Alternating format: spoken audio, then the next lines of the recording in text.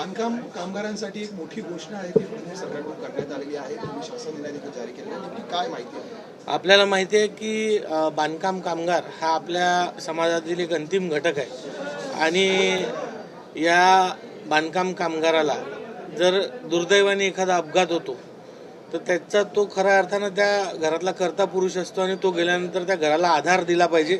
म्हणून आपल्या राज्य सरकारने विशेष करून देवेंद्रजींच्या मार्गदर्शनात आम्ही असा निर्णय केला आहे की पहिले जर नैसर्गिक मृत्यू झाला तर त्याला फार तोडकी मदत होती, तर ही मदत वाढवली पाहिजे.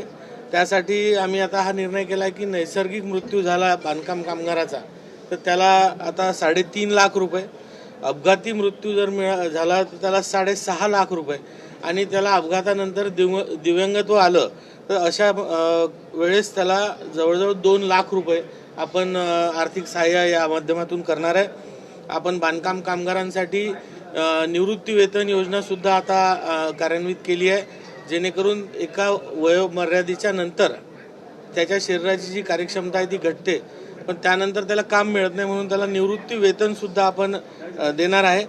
आणि सोबतच मॅटर्निटी बेनिफिट्समध्ये महिलांना पहिली जी मदत होती ती आता आपण 25,000 रुपयापर्यंत वाढवली आहे आणि यामुळे या बांधकाम कामगारांना खूप मोठा दिलासा आदरणीय देवेंद्रजी, आपले दोन्ही उपमुख्यमंत्री एकनाथजी शिंदे, सुनित्रा वहिनी यांच्या मार्गदर्शनामध्ये या राज्यातील सर्व बांधकाम कामगारांना आता हा लाभ होणार आहे. सर, पण हा लाभ महाराष्ट्रातले कामगारांना असणार आहे की इतर राज्यातल्या पण असणार? जे कामगार आपल्या बांधकाम कामगार मंडळामध्ये नोंदीत आहे अशा सर्व कामगारांना हा लाभ होणार आहे.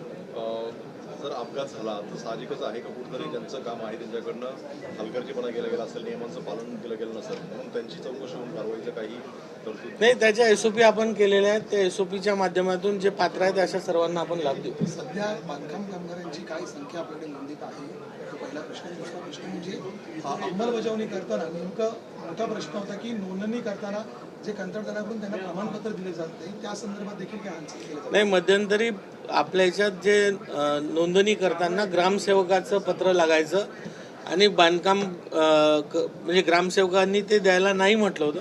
त्यानंतर आपण कंत्राटदारांचे प्रमाणपत्र आणण्यास त्यांना सांगितलं होतं आणि एखाद्याला मिळत नसेल तर आपण त्याला तेथील पंचायत समिती असेल, तहसील असेल, PWD असेल यांच्या माध्यमातून ते प्रमाणपत्र मिळवून देण्यास मदत करत असतो.